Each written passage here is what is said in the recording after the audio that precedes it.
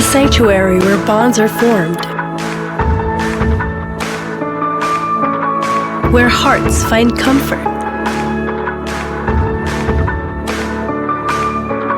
A journey that goes beyond what is, touching every facet of life. It's more than a gathering.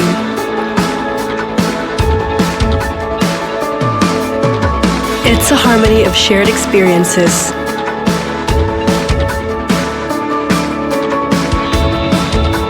A foundation of hope,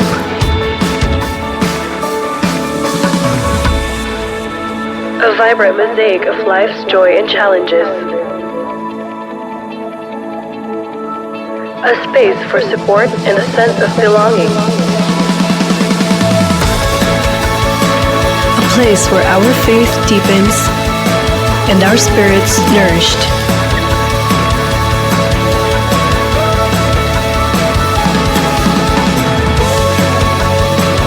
Let's journey together. Let's start now.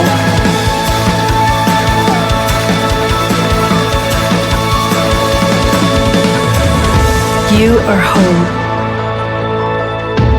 You are welcome. You are loved.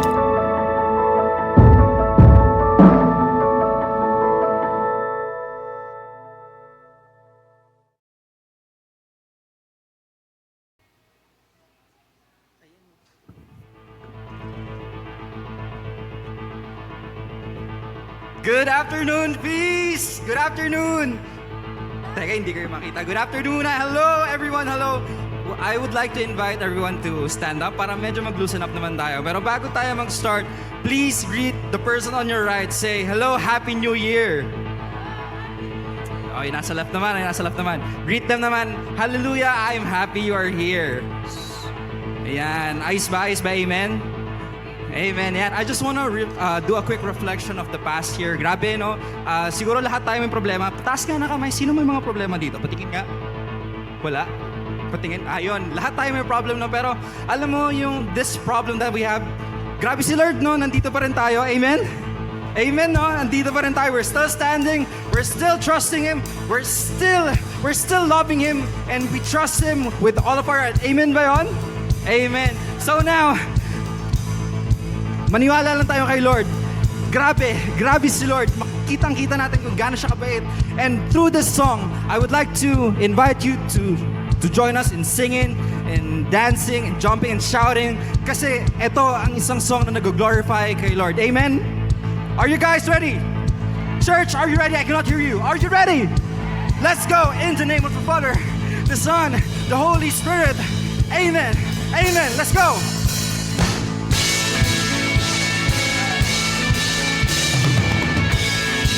We sing, have you seen? Have you seen how good the Lord is to us? To bring the world from nothing to a beautiful girl. Come on, you know the words. Have you seen how good the Lord is to us? That in a world of suffering, who came down for us. We sing, do you know that the good Lord is dwelling here as people are gathered? Let all creation cry out to Him. So we're singing, we're dancing, we're filling this place with all of our praises. The Lord's in this place. We're singing, we're dancing, we're filling this place with all of our praises. The Lord's in this place. Let's sing of His goodness. The Lord's in this place. Hey! In this part, we declare, I sing, you sing. Have you seen how good? Have you seen how good? Have you seen how good the Lord is to us? Come on, church, you sound so beautiful. Have you seen how good? Have you seen how good? Have you seen how good? Have you seen how good? Have you seen how good the Lord is to us? One more time for the Lord, let's go. Have you seen how good? Have you seen how good? Have you seen how good? Have you seen how good? Have you seen how good the Lord is to us? Do you know that the good Lord is dwelling here as people are gathered? Let all creation cry out to Him. So we're singing, we're dancing, we're filling this place with all of our praises. The Lord's in this place. We're singing, we're dancing, we're filling this place with all of our praises. The Lord's in this place. Let's sing of His goodness. The Lord's in this place. Hey!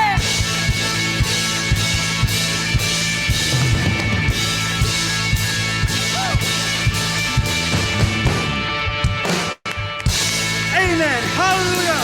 One more shout of praise for our Lord Jesus Christ. Woo! Amen. Please sing this.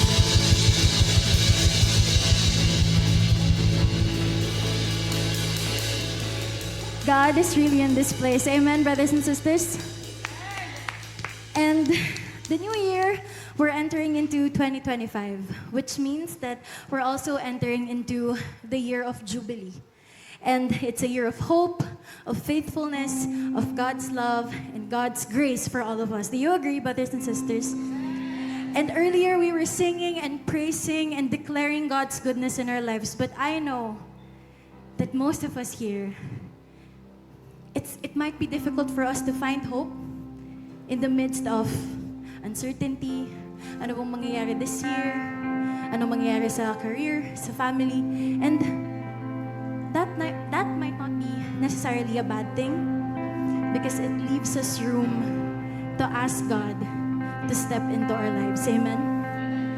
And I invite you today, brothers and sisters, that as followers of Jesus, in our walk with Christ, that we pick up all of these crosses and come into 2025 with joy and hope. Because we follow in the footsteps of the God who did it first. We follow in the footsteps of the God who said, "Come, pick up your cross and follow me. Because I've already paved the way for you. Because I've already did the first move." And so I invite you, brothers and sisters, to step into this year full of hope and joy and look to Christ. Because He's going to be with us in every step of the way.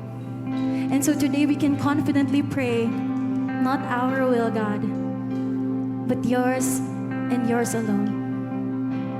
So I invite you, brothers and sisters, let's sing this song together.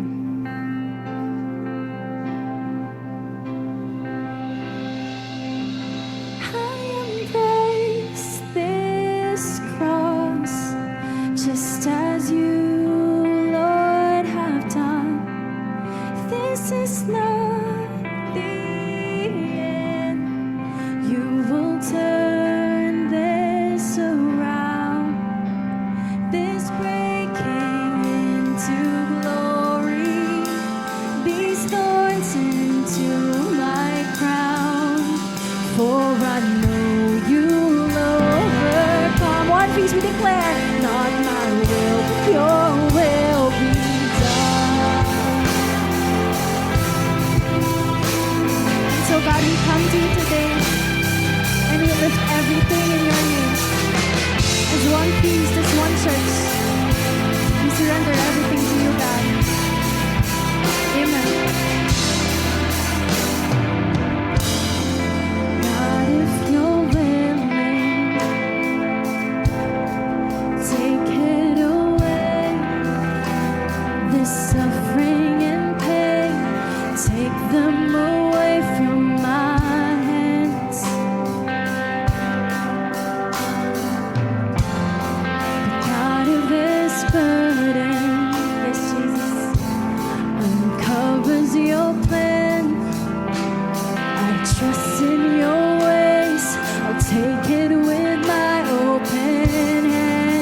Come on, feast in full confidence. Oh, God, I want only what you desire. Oh, not my will, yours alone will be done. We declare this line. I embrace this cross, just as you, Lord, have done. This is not the end. You will turn this around.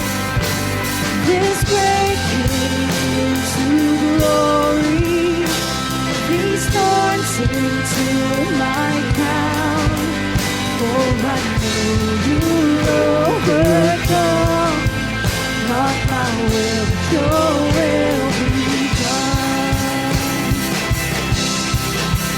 When my plans don't go my way, I will trust in your ways. All the more will I praise. When my pain is far too great, come on, we declare. I will trust in your ways. All the more will I praise. For your goodness never ends.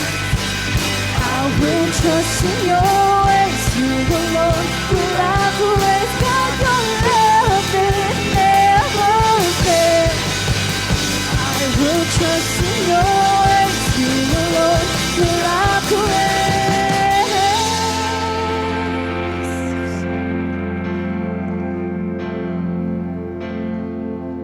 All together we sing. For once you,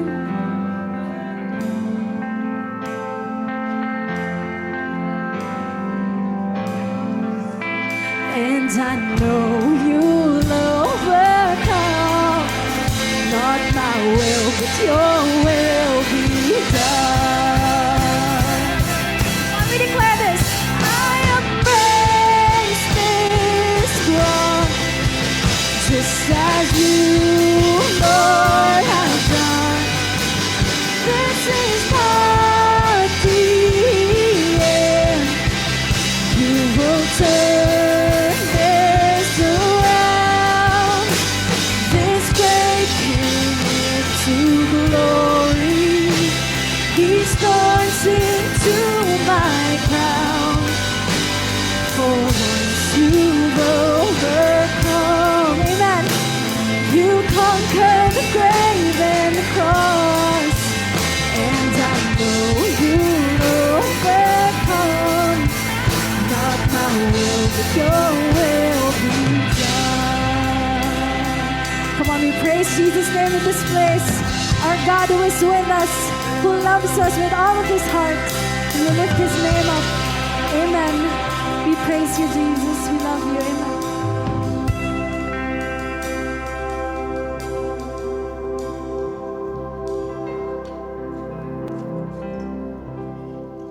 Praise the Lord.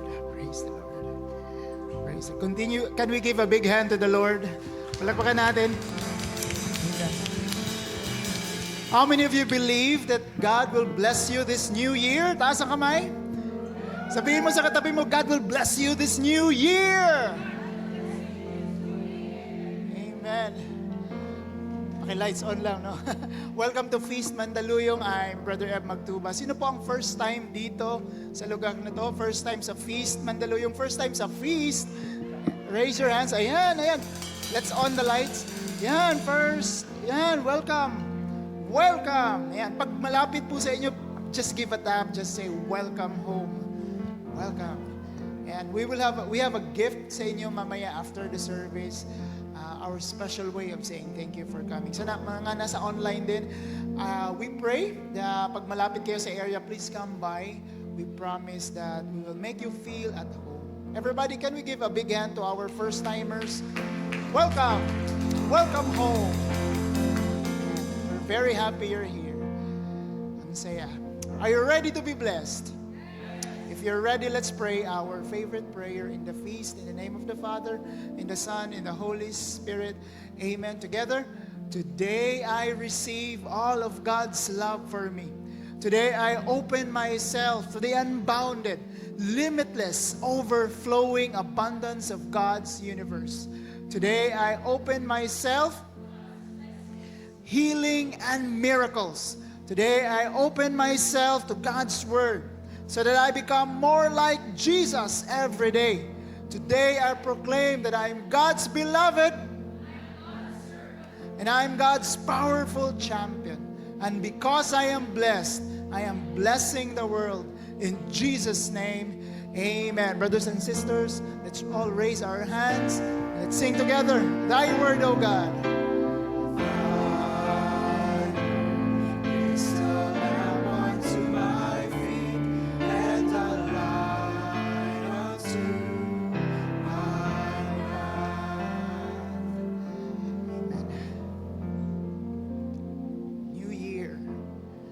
Once a year, me and my family, my whole family, together we make plans for the upcoming year.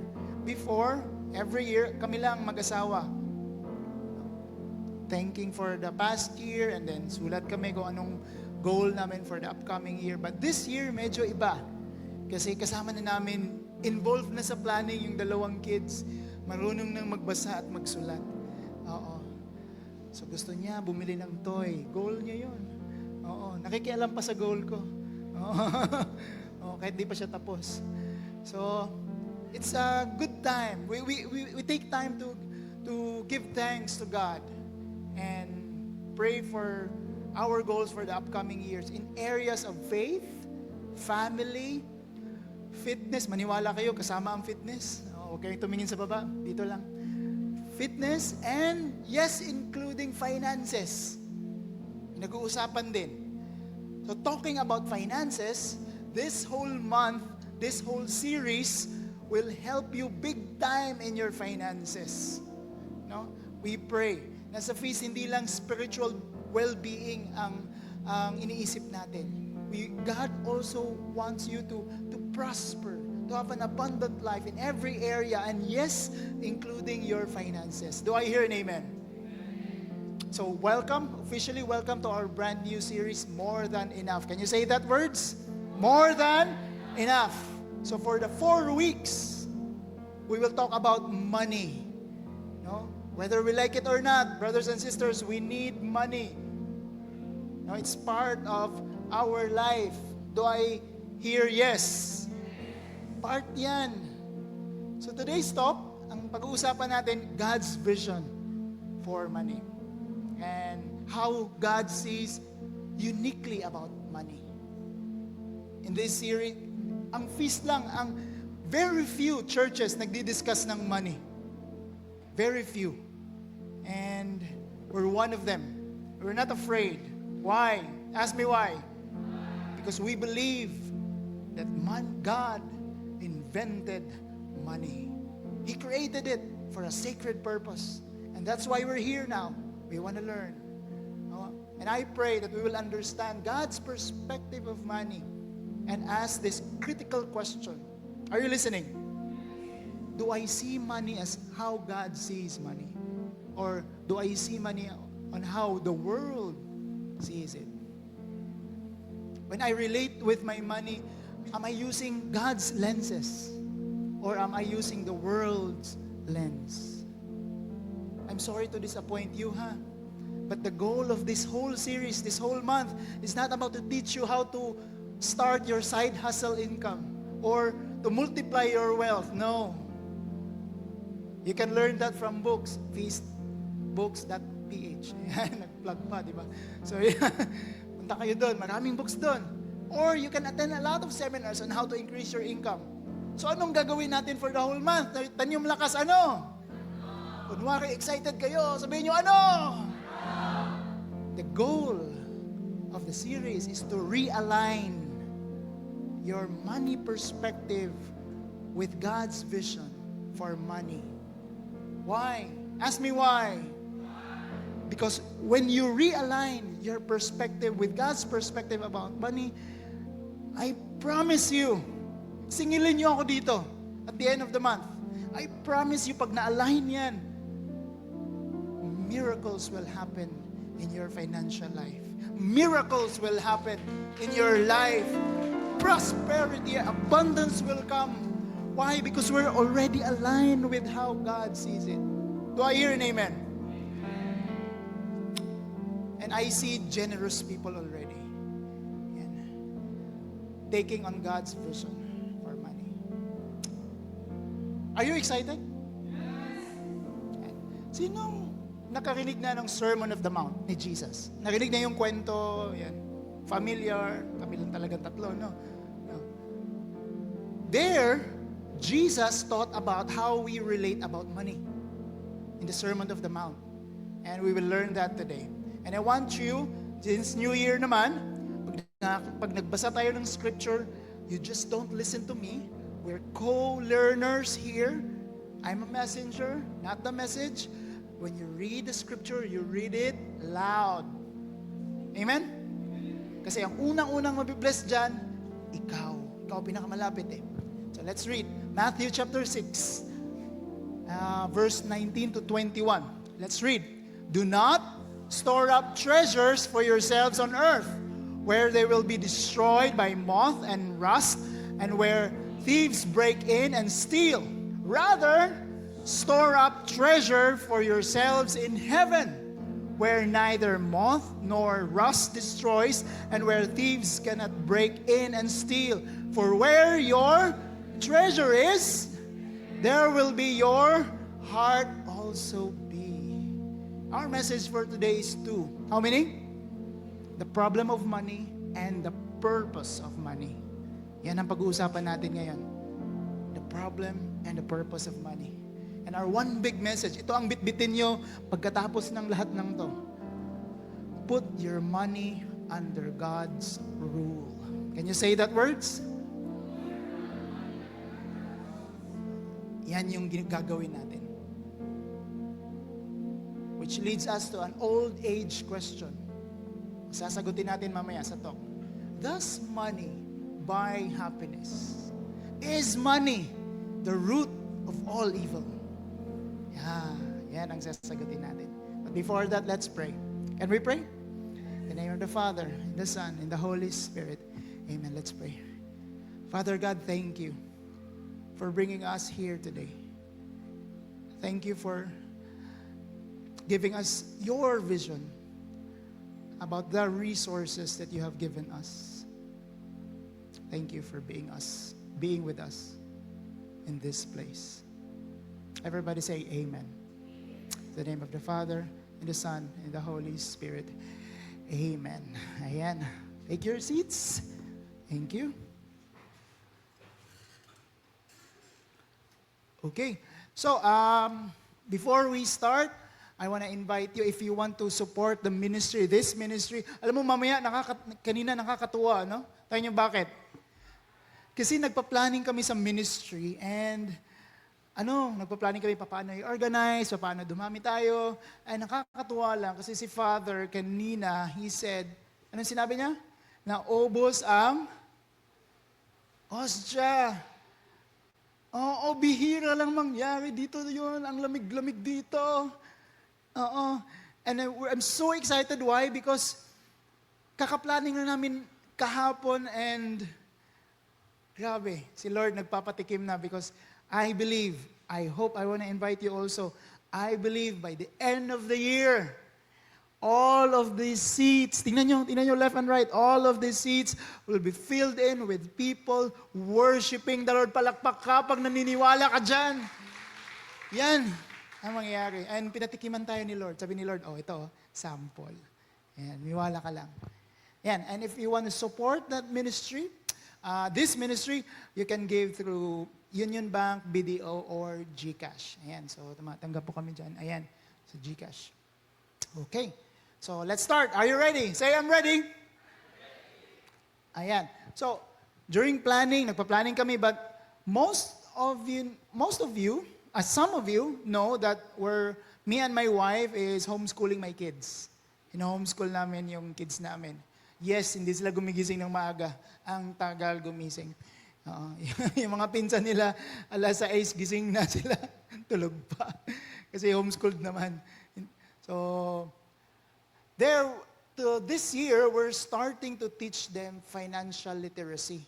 And ayan, pakita mo sa picture, tinuturuan namin sila ng finances in a fun way through a board game about income, about expenses, about savings, cash flow, and lahat ng yan. Utang. Oo, takot mangutang yung mga anak ko. Oo. Ako inuutangan, hindi natatakot sa akin. Sa bank, takot. So, it's beautiful experience, no, to teach our kids about finances. And which leads us to our topic today. Kasi I realized nung tinuturuan ko sila ng finances, ang first thing pala na ituturo, not the technical stuff. Ano? Sabihin nyo, ano? The mindset, the perspective. Kasi the money is there for them, the opportunities is there for them in the game, they don't take it. Why? Because they don't see it. And that's why today's talk is very important, because this is the vision about money, the purpose about money, why it's there. Why is God blessing you with the resources? Okay? Which leads us to the question, does money buy happiness? Sige ha, sagutin nyo, yes or no? Does money buy happiness? Yes or no? Ulitin ko, does money buy happiness? Yes or no? Yes. Maybe, may ganun pa, di ba? Gulo na. Away na to. Oh. This question will steer emotional response to many people pag tinanong mo. Tinanong ko to sa basketball namin. Sabi ko, does money buy happiness, coach? Aba, kahit hindi kasama, nag-comment. With emotion. Some will say, of course not. Happiness doesn't come from money. Others will say, are you on planet Earth? 2025 ka ba ngayon? Of course, money buys happiness. Oh. Pwede, can I complicate it more? Pwede? Kinomplicate more. According to UN report, 2024, top 10 happiest countries are the following. Ito, number 1 is Finland. Number 2, Denmark, Iceland, and then Australia ang number 10. Now, napansin nyo, did you notice, these are wealthy countries. Kasi ang UN, they measure happiness. The key factor is GDP per capita. Gross, ano yung GDP? Gross, natatalino naman. Absent ako nun eh. Gross domestic product. In short, how that country make money, how the population make money. The higher they make money, the happy they are. Yan yung assumption sa report na yan. That's the paradigm. Di ba mga Filipino, the happiest people in the world? Yes or no? Yes! We eat many times in a day. Rice, tuyo, kamatis, happy na. Tama? We smile a lot. We laugh. We're very friendly to tourists. Ito, medyo extreme. Pag may calamity, tapos binaha, bubong na lang, nandun sa bubong, may media, anong gagawin? Kumaway pa. Hello! Diba? Pero bakit wala tayo sa report, the happiest country in 2024? Alam mo na anong number natin? Anong rank? Rank number 53. Actually, nag-improve na yan. Noong 2023, number 76 tayo. Why? Kasi ang GDP ng Philippines sobrang baba. At marami pa tayong problems. But here's another paradigm. That's the paradigm, happy pag malakas ang income. Another paradigm is in a country called Bhutan. Saan yun? Somewhere gitna ng China at India. Somewhere there. Ang country na yun tawag Bhutan. No? The government of Bhutan doesn't subscribe on GDP measurement. No? They subscribe on GNH measurement. Ano yun? Gross National Happiness. And they have an entire department dedicated to make their people happy. Yes. Wala kang bahay, bibigyan ka ng bahay. Nakaka-surprise. Wala kang job, bibigyan ka ng job. Wala kang pang hospital, free ang hospital. Walang education, free education. Gusto ko nang lumipat sa Bhutan. No? Instead of just measuring economic numbers, anong ginawa nila? They measure GNH. Gross National Happiness. How much people smile. How are they contented actually? How they enjoy their lives. Happy ba sila sa leaders nila? Do they have great education? Good health? Alam mo, walang homeless sa Bhutan. Why? Ask me why. Pag may homeless, bibigyan nila ng king nila.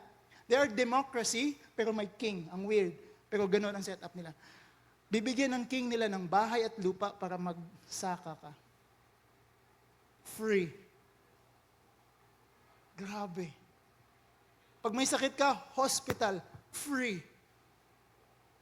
At pag pumunta ka doon, ang sasaya ng Bhutan. I-research nyo mamaya sa Google, sa YouTube. Ganda, Bhutan. And just like Pinoy, mga Pinoy, they smile a lot. They're very happy, smiling, laughing. They're peaceful people. So, question. Does money buy happiness? Yes or no? Go. Wala na.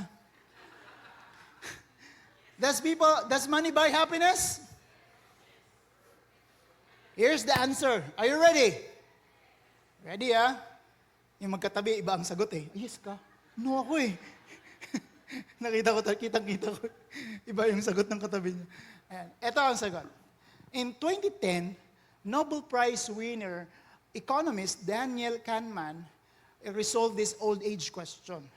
No, after extensive survey, research with thousands of people in halos all countries. And then he come up with this thesis, report. When people are very poor, ito ang conclusion ng report niya. When people are very poor, any increase of income increases their happiness. When they have no food, pag may income, masaya. Sino namang hindi, pag wala kang kain, di ba? Tuntua ka talaga. If you don't have roof on your head, wala kang bayad sa hospital, pag may perang dumating, masaya. Make sense? Yun ang report niya. But in this situation, yes, money buy happiness, technically and literally. But Daniel Kahneman, found out that this was true only to a certain point. May breaking point. Na pag dumating ka sa breaking point na yun at beyond, even you double, triple your income, hindi na ganun kasaya. Halos same pa rin. No? Based on US standard of living, that certain point was $75,000 per year. Or, i-convert natin dito sa Philippines, that's literally 363,000 pesos income sa buong family per month. 363,000. According to his research, hindi akin to sa kanya. Kung mali ito, sisihin niyo siya. So after this ceiling, itong 363,000 per month na income, even if people kept increasing their income, double, triple, quadruple, many times, 100-folds, there will be little growth in their emotional happiness. Konti lang. Meron, pero konti lang. Hindi significant tulad nung walang pagkain. So when their anong conclusion? When their basic needs are met, and they're already comfortable, money doesn't buy happiness. After this point, you'll find a dramatic increase on happiness, not by increase of money, but increase of doing simple things. Sabihin nyo ano? Like walking in the park, like spending time with friends, serving your spouse, being grateful with the blessings. Do you follow me? Doon daw. And it's aligned with what Jesus taught, how we're supposed to relate to money 2,000 years ago. So itong research na to, tinuro na ni Jesus 2,000 years ago in Matthew chapter 6, verse 19. Let's read it again. Do not store up treasures for yourselves on earth where they will be destroyed and moth and rust and where thieves break in and steal. Rather, store up treasure for yourselves in heaven, where neither moth and nor rust destroys, and where thieves cannot break in and steal. For where your treasure is, there will be your heart also. Problem of money, purpose of money. Let's dive sa first. Ready? Ready? Wala naman akong estudyante. Ready? Yan, sige. Important nyo, kailang hirap kayo mag-aral nito. Oo, kunwari yun, di ba? And then sa bulletin ninyo, merong blank space dyan, you can write notes. Believe me, studies shows that when you're writing, it helps you retain the lesson and higher chance you will apply and benefit from it. So kaya sa bulletin natin, merong blank dyan sa likod. You write it down. The problem of money. By now, I'm sure this statement is a huge misunderstanding na alam mo na to, that money is the root of all evil. Yes or no? Money is the root of all evil. Yes or no? Talaga? Sure? Here's what Paul's exact words are. 1 Timothy chapter 6, verse 10. The love of money is the root of all evils, and their desire for it. Some have wandered away from the faith and pierced themselves with many serious wounds. Imagine if money is intrinsically evil. Intrinsic evil ang money. Imagine. It's like it's a statement of fact, like barbells are heavy, or sky is blue, or Brother Eb is handsome. Bakit ganun? Talaga may nag-react, no? New Year naman, pagbigyan nyo na. Yes, may fan ako. Praise the Lord. But if the problem is not money itself, but my disordered love of it. So the problem is not the morality of money. The problem is the morality of my heart. Can you say that word, heart? Do I worship money, or do I worship God and use money to serve Him? If my heart is aligned with Jesus' heart, then my money can be used for greater good and love of people. Pero ito ang question. Saan ba nanggaling, Brother Eb, ang misunderstanding about money is the root of all evil? Saan nanggaling? Tingnan mo malakas, saan? From our ugly human experience. From our own experience. When we accumulate money, we're tempted to be selfish. We're tempted to steal. We're tempted to destroy. We're tempted to be greedy. Testing. Pwede testing? Can you close your eyes? Close your eyes. Imagine mo yung bank account mo or ATM mo. Tapos pag pindot-pindot mo, dumating yung, nakita mo yung total balance. Imagine mo na yung total balance mo ngayon. Parang hindi ka natuwa, ah. Basta imaginein mo na lang. Yan yon. And then, breathe in. Breathe out. Now, imagine na dagdagan ng 6 na zero sa dulo. Kita mo? Open your eyes. Kita mo yung iba sabihin, wow! Diba? Hindi naman totoo.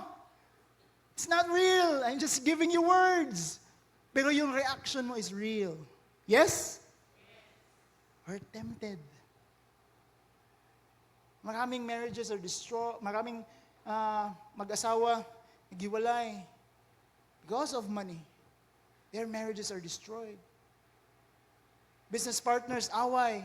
Siblings who only see in court sessions because of money.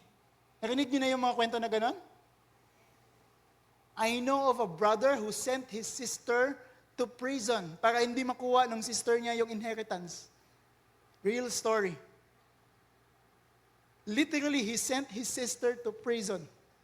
Kasi nandun sa, nakastipulate doon sa last willing testament na hindi niya makukuha yung inheritance pag nasa prison. Sister niya. Paul was perhaps talking about when he said this in 1 Timothy, verse 10. He says, pierce them with many serious wounds. So many are wounded today because of the desire for money. So if money is not the problem, if the love of money is the problem, so what is the love of money? Ano yun? Greed. The Bible has a word for it. It's called greed. Can you read that word? Ano naman itong greed na to? Greed is a disordered love of money. It's a disordered dependence on material things. Jesus says in Luke chapter 12, verse 15, watch out, go. Watch out, be on your guard against all kinds of greed. Life does not consist in an abundance of possessions. Why do we need to be on guard? Ask me why. Because greed is sneaky. Very sneaky. Hindi mo alam, greedy ka na pala. I'm just curious, how do we know that greedy ka na? How? Ito have you really, sino dito nakatry na mag-confess in their lifetime, kahit isang beses, taas ang kamay? Siguro naman, di ba? Ngayon, ang tanong, nakatry ka na ba nag-confess na, Father, I confess my sin kasi greedy ako. If wala pa, ibig sabihin ba, hindi ka na-fall na maging greedy? Or, hindi ka lang aware? There's a priest, taga St. Paul, chismis, di ba? He shared, bawal i-share nga eh. He share talaga. He shared, sabi niya, the most common sins na kino-confess sa kanila, sexual sins, about sexual sins. Porn, infidelity, masturbation. Very rare, kino-confess sa kanila, Father, I'm greedy. Very rare. Why? Ask me why. Hinala ko lang to, Hinala. Pwede tama, pwede hindi. Pero ang taas talaga ng chance nito, promise. Maniwala kayo, kapit lang. Hinala ko, we don't confess that, Father, I'm greedy because we're not aware that we're greedy. Why? Because greed is very sneaky. For two reasons. Number one, first, it's so easy to justify greed as taking care of myself. I'm meeting my own needs. Paano naman ako? Even stepping on others already. Second, it's easy to the point that it's easy to point out other more greedy people. Yung gambling lord nga eh. Yung drug lord nga eh. Yung corrupt politician, billion-billion ang kinokorrupt. Comparing others in order to acquit ourselves. You see, if greed is defined as this disordered love of money or disordered dependence on material things, then we're all guilty. Proof. Sabihin niyo malakas, proof. Ito, ebidensya. Attorney, ebidensya Ito. Sana tama itong ebidensya ko. Ito, after the feast, go home. Uwi tayo, di ba, sa bahay mamaya. Open all your closets, your drawers, your cabinets. How many material things that makes you happy before? And now, they're just clutters and collecting dust. The dress. Nakikita ko, nakasmile na kayo. The toys. Ito, matindi sa mga girls. The shoes. Diba? The bag. drugs. Isn't that disorder dependence on material things just to feel good and happy? Also known as, starts with letter G. While standing, pag binuksan mo na lahat, nilabas mo lahat ng clutter na yan, while standing in front, I want you to read this passage, verse 19. Yan. Do not store up treasures for yourselves on earth, where they will be destroyed by moth and rust, and where the thieves break in and steal.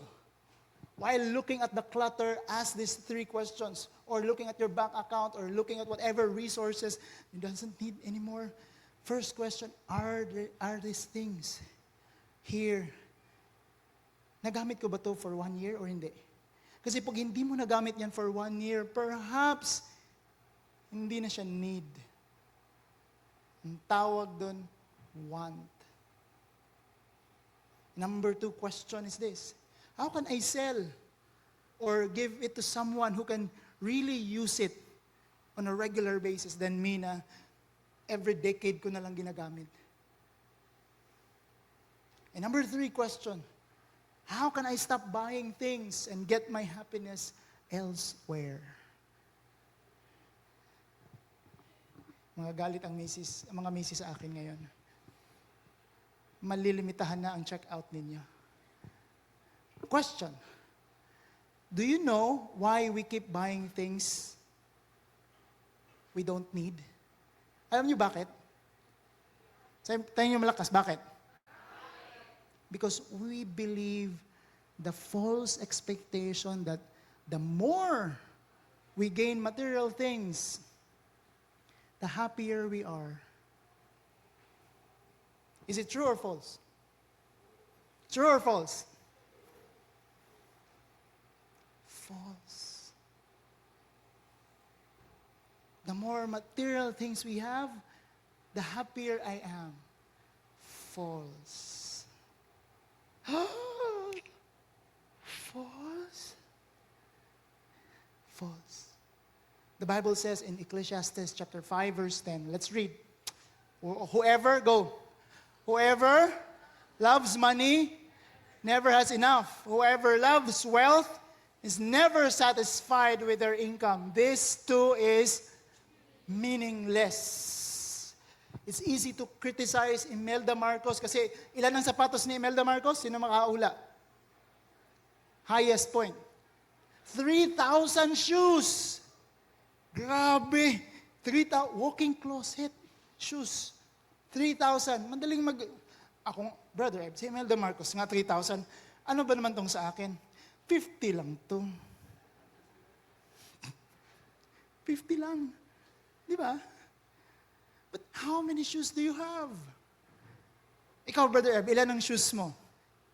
I have 1, pang basketball, pang casual, yung hindi ko na magamit kasi sira na. That's it. Slippers. Oh, sama mo na yun. 4, pang-4 yung slippers. One reporter interviews one of the richest person on earth by history. His name is John D. Rockefeller. Billionaire. In fact, ngayon, kung i-translate yung money niya ngayon, trillionaire na siya. Sabi ng reporter, how much is enough, sir? How much is enough? Sabi niya, just a little bit more. Hindi siya na-satisfied. Friends, this is not only the problem of the rich or the poor. This is the problem of every human being on planet Earth. Ano yung problem? Starts with letter G. Louder. Greed. Greed is a temptation. Which brings us to the second part of our message. Kanina, the problem. Now, the purpose. Ito na. Ito na. Ito na yung solusyon. The purpose of money, which is, what is the purpose of money and material things? Ask me what? The answer is in Jesus' teachings. In Matthew chapter 6. verse 20. Let's read. Father, rather, store up treasure for yourselves in heaven, where neither moth nor rust destroys, and where thieves cannot break in and steal. For where your treasure is, there will be your heart also be. Saan ito treasure? Saan ilalagay? Saan? Sa? Heaven. Sabi mo nga, heaven.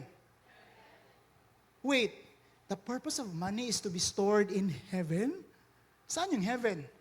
The future place where we will go after death? Is that heaven? Yes or no?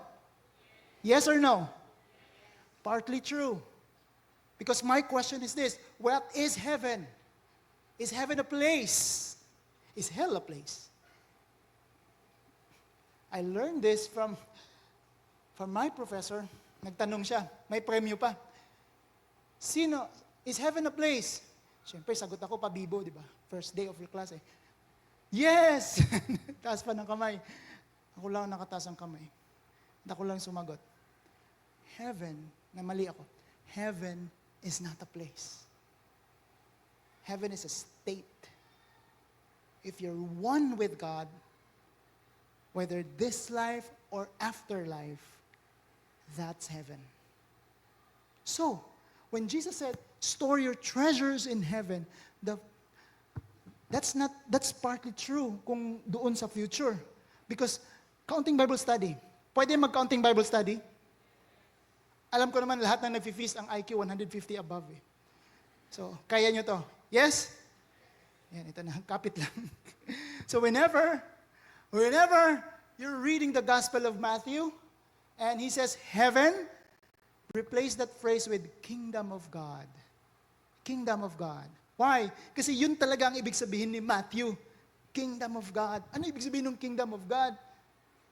For Matthew, the kingdom of God is not just a future place, but the place where God rules. Siya yung nagbi-make ng shot. Siya yung boss. Siya yung nagde-decide. Siya yung last say. Kingdom of heaven. A kingdom of God. That's heaven. But the place where God rules, which starts, can heaven starts here? Can kingdom of God starts here, right now? Yes or no? Yes! On planet Earth. If God rules over my family, then the house, that house of my family is the kingdom of God. If God rules you, that space, including you, that's kingdom of God. Are you following?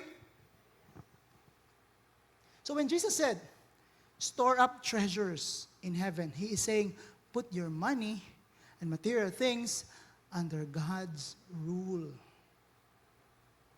And super ganda ng worship song natin, let His will be, tugtungan nyo naman, matatapos na eh, done. Let His will be done. Pag ang will ni God nangyayari over our will, that's heaven. Put your treasures there. Make sense? You must ask Him, Lord, what do you want to do with my money? Or accurately say, Lord, what do you want me to do with your money? Amen? And I'll disturb you this whole Sunday and even mamaya pagtulog nyo. Before you sleep, bring out your phones. Picture out this guide question. I want you to reflect. Answer this guide question. Sa sarili mo. And siguro sa spouse mo or sa friends mo, mamaya after, pagkwentuhan nyo. Does money buy happiness? Why? Pa-explain mo. Sige nga. Sabi ni brother. Tingnan natin. No? Do you believe that money is still the root of all evil? Why? And what is God's purpose of money? We need to answer this fundamental question by ourselves. Why? Unless this is resolved, para siyang, si Lord bless na bless, yung buong gate talagang nanggigigil na si Lord i-bless ka, pero hindi siya makabless. Bakit? Sarado ang gate. when you answer these questions, when you align in your perspective with God's perspective, that gate will open up. And the floodgates of heaven will pour on you. Amen? Yan. Palakpakan natin si Lord. Yan. Let's close this. Everybody stand. Did you learn something? Yan, sige. Okay, now, question. Before tayo mag-end, I'll end with a question. And I want to thank you for coming, our first feast service for this year. And I pray na lahat ng nag-attend ngayon will receive double dose of grace, double dose of blessings ni Lord. Palakpakan natin si Jesus. Amen. Unuhin pa natin yung lugar. Question, what do God wants to do with His money? Ano bang gusto ni Lord sa pera na binigay niya sa atin? Can I give you a hint? Be generous. Generosity. Why? Because, di ba ang problem natin na sinusolve kanina is greed? Greed and generosity cannot coexist. Are you following? Parang bacteria and oxygen. Bacteria cannot exist in an oxygenated body. The same way, when there's generosity in our life, greed will die, literally. How about, Brother Eb, how about yung mga corrupt politicians? Malapit ng election ngayon. They try to justify their corruption by generosity. Grabe makabigay, Brother Eb. 5,000. Ayuda. May akap. Di ba? Kung ano-ano pa. Thousands of pesos. So does it mean, Brother Eb, greed and generosity can coexist? Do you want to know the answer? That is not real generosity. That is fake generosity. Why? Because they give for their self-interest, to extend their power. Authentic generosity, sabi mga authentic. Authentic generosity is giving without expecting in return. Masaya ka, satisfied ka, solve ka na sa pagbibigay lang. Yun na yun. The giving itself is the reward. Napansin mo, we actually find more joy by being generous than by being greedy. Napansin niyo ba yun? Ang sarap ng pakiramdam pag pumark ka sa mga homeless tapos bigyan mo. Ang sarap ng pakiramdam pag humingi ng tulong yung ibang tao, yung kapamilya, yung siblings, tapos binigyan mo. Ang sarap ng pakiramdam ng totoong nagbibigay na hindi nag-expect ng balik. Amen? Yes, for a moment we think that being greedy, we can be happy. But in reality, mas nagiging anxious ka lang. Nagiging anxious tayo, mas nagiging isolated tayo kay Lord. Do you want to know how to become more happier this 2025? See, Daniel Kahneman, ang research niya, may tipping point daw. But it doesn't need to be to apply to you.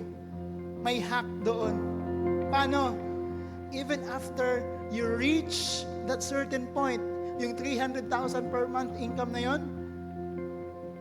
pag comfortable ka na, you can still increase your income and be more happier. How? Ask me how. Stop earning for yourself. Do it for others. Support a foundation. Ang dami nating foundation sa community. 13. Support, commit. Like 10,000 a month, I will commit to Anawim. 15,000 a month, I will commit to He Cares, our foundation for the street children. 10,000 a month, I will commit to this. Do you follow me? Every increase of income, happy ka. Same. Now you have no limit. Now you become the channel of blessings from the Lord. And this is hard-coded, encoded by God in every cell of our body. Kaya, pag nagbibigay ka ng totoo, di ba ang saya? Tama? Ang saya. We're created in the image of a generous God. Do I hear an amen? Meaning, the more generous you become, the more we become like God. The more generous you are, the more you become like He made you to be. Yes? Pope John Paul II says, man cannot fully find himself except to a sincere gift of himself. Self-giving. From experience, hindi talaga. Mawawala talaga pag lalo mong ginaganon. Mawawala talaga. And the more you give, ironically, the more you give, the more siya bumabalik. Huh? Talaga, may blessings. The more you give, the more babalik. It's just how it works. Why? Because that's God's vision of money. So today, I want to invite you to worship the Lord. Can I invite you to raise your hands if this is comfortable to you? Close your eyes.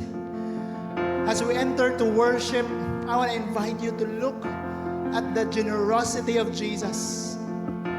He gave up everything for you, His royal throne in heaven, to become human like us, and eventually at the cross, to die on a cross, humiliating death. Today, brothers and sisters, as we worship, I want to invite you to receive God's generosity. When you do that, it's easier to put your money under His Lordship. Receive His generosity. Allow Him to forgive you. Allow Him to embrace you. Allow Him to love you. So as you sing every lyrics, every word on this song, allow it to minister to you, to speak to your heart and soul.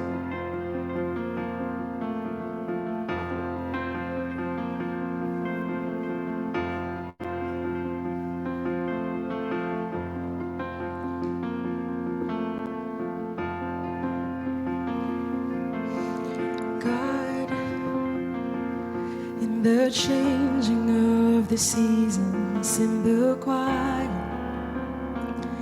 finding answers when uncertain, there is joy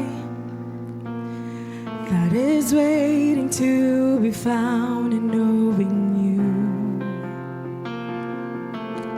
Here in the mess and unforgiveness, in the suffering, when the waiting seems so hopeless, there is peace that is waiting to be found in trusting you.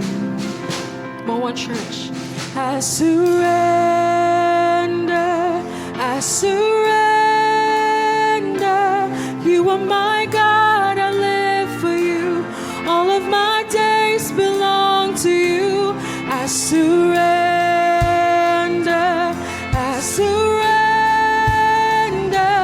You have my heart, it's yours to keep. I want the life you want for me.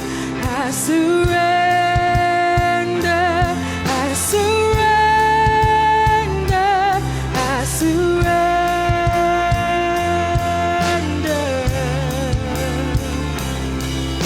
Speak in your truth and word, I listen in your presence. Your overflowing grace surrounds me, brings new life. Lift it up. That's now revealed in your unfailing love. We say, I surrender, I surrender. You are my God, I live for you. All of my days belong to you. I surrender.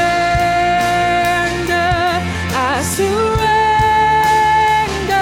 you have my heart, it's yours to keep. I want the life you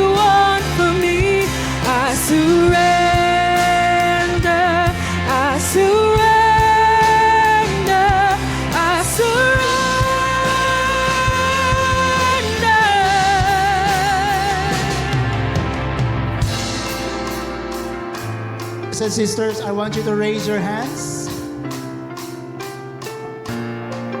One hand only. One hand. I want you, this one hand represents your goals, your dreams, this whole year. I want you to imagine, close your eyes. I want you to imagine your goals for your family, your goals for your fitness, your goals for your faith, and yes, your goals for your finances. Think with them. Imagine this is your goal. And as you raise your one hand, I want you now, I want to invite you. If you want to surrender to the Lord all these dreams this year, raise your another hand as a symbol of surrender to God. Raise them up high. Lord, everybody say, Lord Jesus, I surrender to you all these dreams this year. In Jesus' name, amen.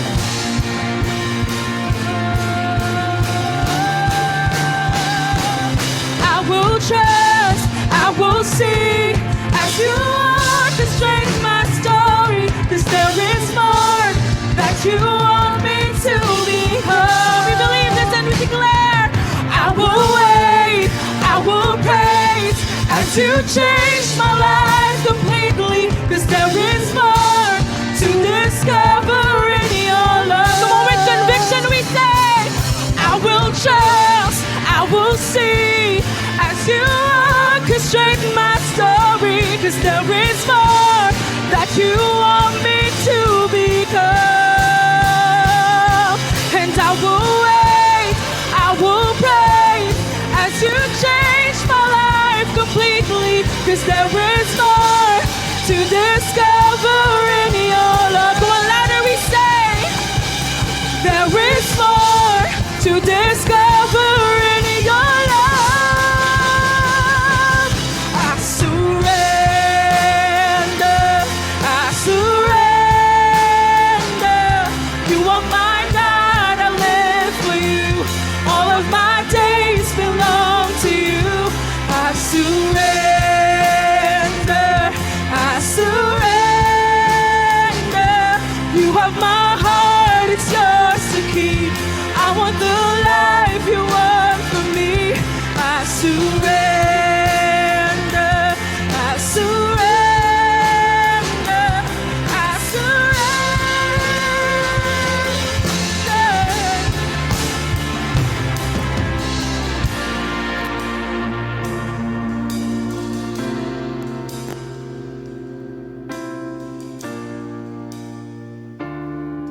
We surrender, God. Even if I can't see the promise,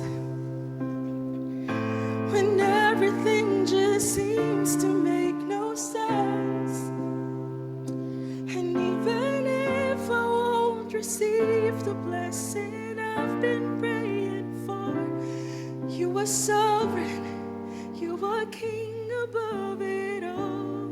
One more time. You are sovereign, you are king above it all.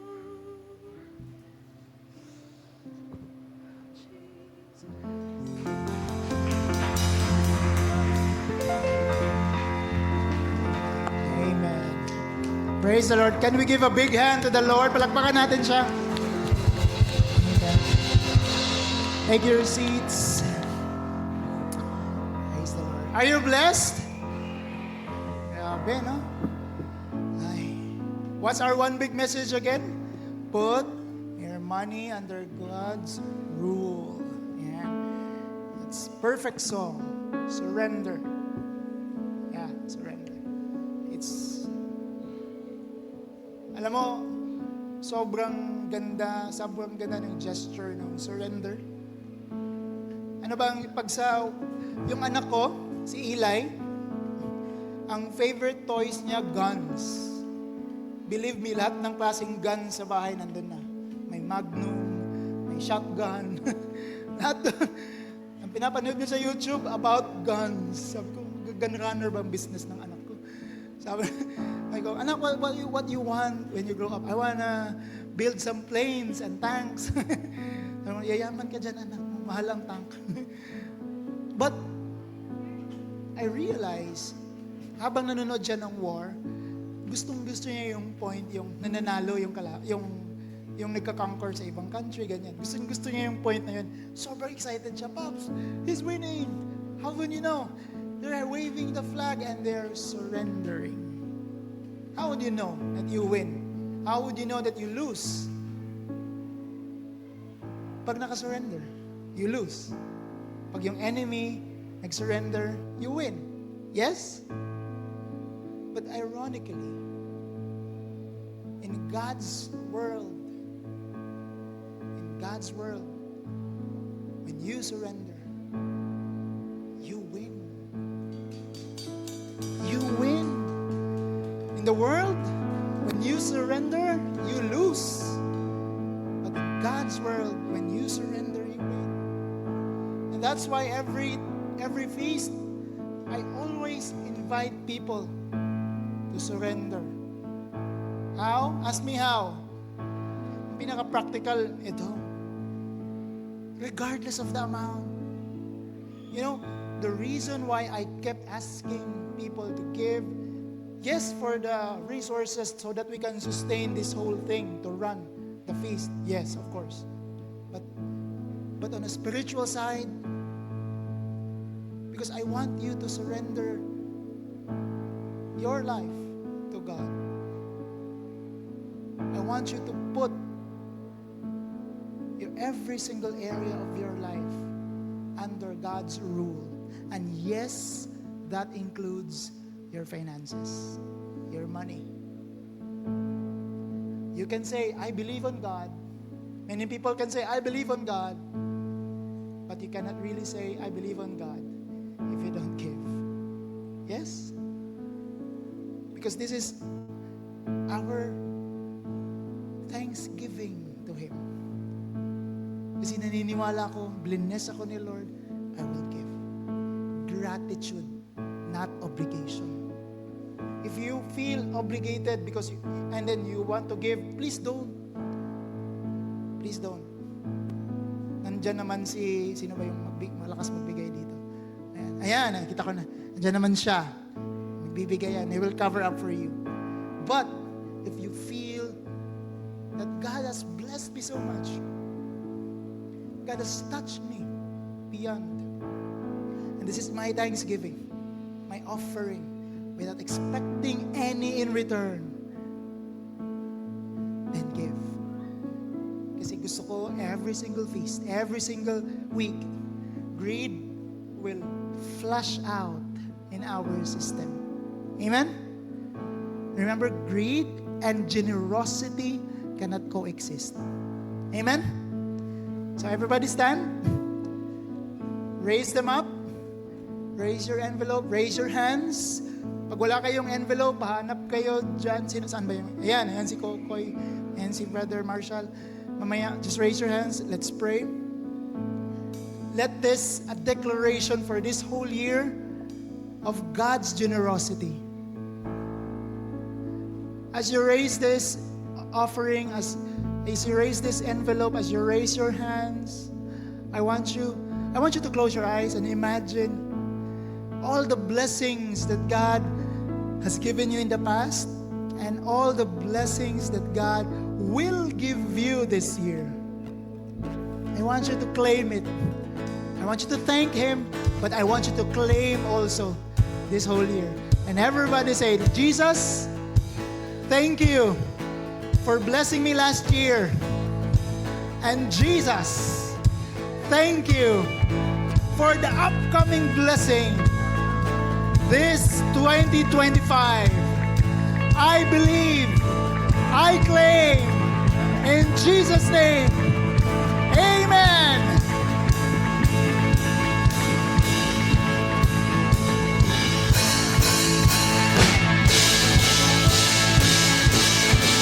We're bringing one more song.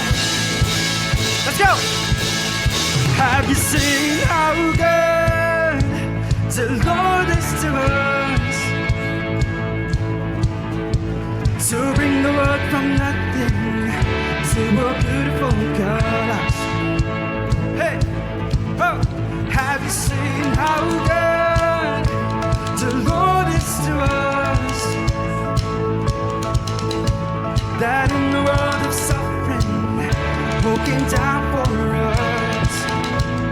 Do you know?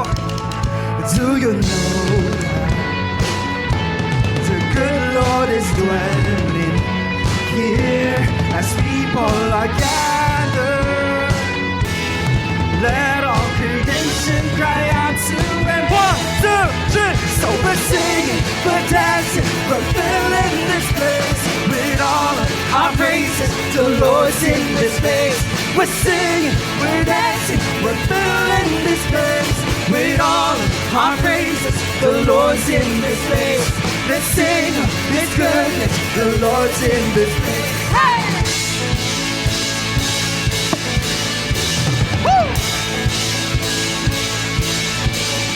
Have you seen how good? Have you seen how good? Have you seen how good the Lord is to us? One more time. Have you seen how good? Have you seen how good? Have you seen how good? Have you seen how good? Have you seen how good the Lord is to us? Yeah, one more time. Have you seen how good? Have you seen how good? Have you seen how good? Have you seen how good? Have you seen how good the Lord is to us? Do you know that the good Lord is dwelling here as people are gathered? Let all creation cry out to Him. 1, 2, 3. So we're singing, we're dancing, we're filling this place with all of our praises. The Lord's in this place. We're singing, we're dancing, we're filling this place with all of our praises. The Lord's in this place. Let's sing His goodness. The Lord's in this place. Hey!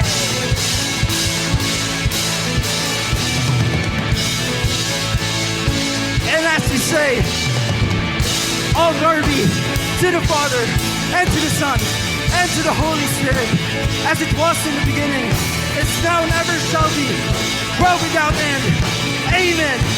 Amen. Amen. In the name of the Father, the Son, the Holy Spirit. All glory to you, all glory. Amen. Amen. Amen.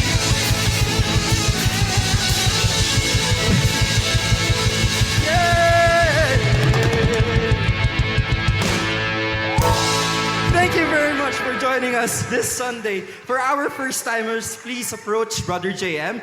Also, we have a quick 15-minute na interaction lang, so you'll see placards, couples, sing.